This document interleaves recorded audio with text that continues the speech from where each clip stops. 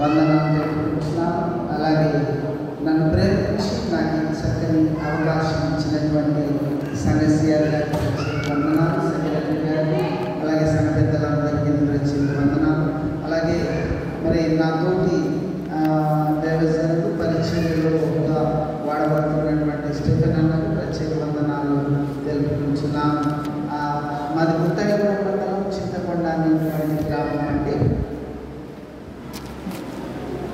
నాకు ఇచ్చింది 3 నిమిషాలు ఉంటుంది.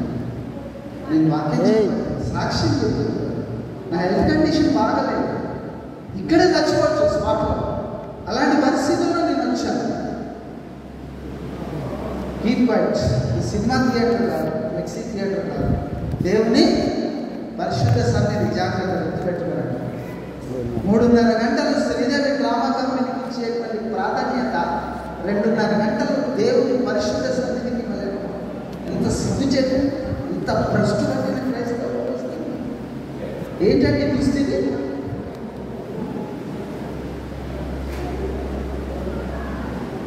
నా కాన్సన్ట్రేషన్ చెప్పండి. 2 నిమిషాలు.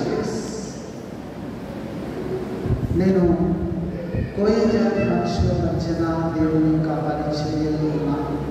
అత్యంత భయంకరమైనటువంటి విగ్రహాలకు నిత్యం అర్ధరాత్రి వేళ కొండదే వరకు పూజలు చేసి నైవేద్యం పెట్టి బలులర్పించి నోటి మాటతో ఎదుటి మనిషికి హాని కల్పించేటువంటి కొండజాతి ప్రజల మధ్యన నా యొక్క పరిచర్య, మరి భాష, వేషధారణ, జీవన శైలి అన్నీ కూడా చాలా విచిత్రంగా ఉంటున్నాయి. ఎప్పుడైనా చూస్తే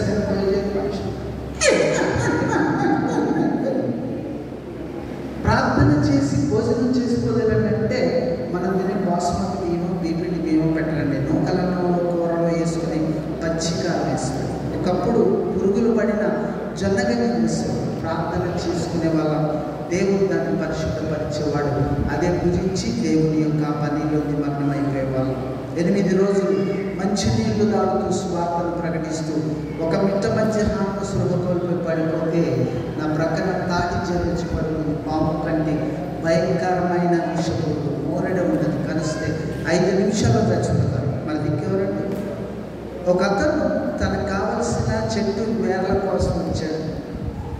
నన్ను సమీపించగా పక్కన ఉన్న పురుగును చూసి మరొక మార్గాన్ని తీసుకొని దాన్ని పక్కకు పెట్టి చంపేసి నన్ను 2 మార్లు కొట్టాడు. అప్పుడు లేచుకొచ్చున్నాను. ఇలాంటి పరిస్థితులు నా పరిచర్యను కొనసాగిస్తున్నాను. మరి మా అమ్మగారు షుగర్తోనే చనిపోయిందండి. 604కి వెళ్ళిపోయింది, కోమా స్టేజ్. డాక్టర్ గారు కాస్ట్లీ ఇంజెక్షన్ చేసినా కూడా ప్రయోజనం లేదు.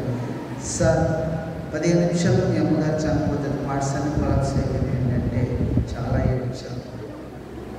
అమ్మగారు 15 నిమిషాలు చనిపోయారు. నాకు ఏ జబ్బు లేదు వాస్తవంగా. 5 నెలల నుంచి నాకు షుగర్ లేదండి. 300 పై చీరుకు కంటిన్యూ. కొన్ని రోజుల నుంచి గుండెలో నొప్పి వస్తుంది. చచ్చిపోయే పరిస్థితి వాస్తవంగా చెప్పాలి. కార్డియాలజిస్ట్ అన్నాడు, సార్ మీకు అప్పుడే ఆరోగ్యశ్రీ పెట్టినండి, కొన్ని ప్రాథమిక టెస్టులు చేయాలి, వాటి కోసం కొంత ఫైనాన్షియల్గా మీరు సమకూర్చుకోండి. సార్ ఎంత ఖర్చు అవుతుందంటే 20,000 అంటే నాకు చాలా పెద్ద పని. ఎందుకంటే ఇప్పటికీ నా ఏకైక ఆస్తి బ్యాంక్ అకౌంట్ కూడా ఓపెన్ చేయాలి, నాకు అక్కర్లేదు. ఈ 20,000 కోసం పడే ప్రయాస, ఈ ప్రయాసలో ప్రాణం పోయేటట్టుంది. అలాంటి స్థితిలో నేను ఇక్కడికి వచ్చాను. ప్రియ దేవుని సంఘం, మీ యొక్క ఆదరణ విమానాన్ని కోసం ఈ ఆరాధన అనంతరం మీ ప్రేమపూర్వకమైనటువంటి సహాయ సహకారాలు అందిస్తాను. ఎందుకంటే 9,000 సమకూర్చుకున్నాను. మరి ఈ రోజుతో కొంత సమకూర్చుకుని సహాయం ఈ ఆరాధన అనంతరం మీ ప్రేమపూర్వకమైన సహాయ సహకారాలు అందిస్తాను. మనం చేస్తున్నాను.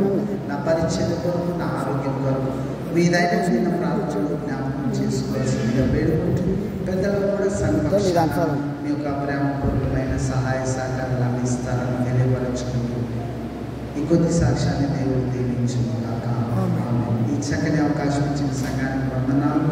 సిఆర్ గారికి, సెక్రటరీ గారికి, సంఘ పెద్దలందరికీ ప్రత్యేక వందనాలు తెలుపుకుంటూ నా సాక్ష్యాన్ని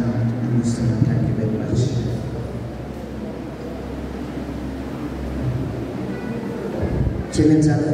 ఆయన సాక్షి సహాయార్థం అంటారు. అలాగే ఇంకొక లాభం వచ్చారండి, 5 నెలలు బాబు అంటే ఫిట్స్ అంటారు. సహాయార్థం వచ్చి రావు కూడా హాస్పిటల్కి వెళ్ళిన ప్రతిసారి 30,000 40,000 ఖర్చు అవుతుందంట. మీ ప్రేమపూర్వకమైన ప్రేరేపమైన కార్యక్రమం కలిసిగా కూర్చున్నాం.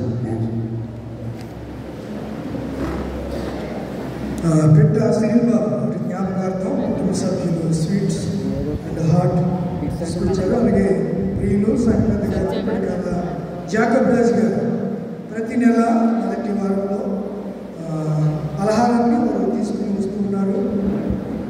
సంవత్సరాల బడి వారుగా దేవుని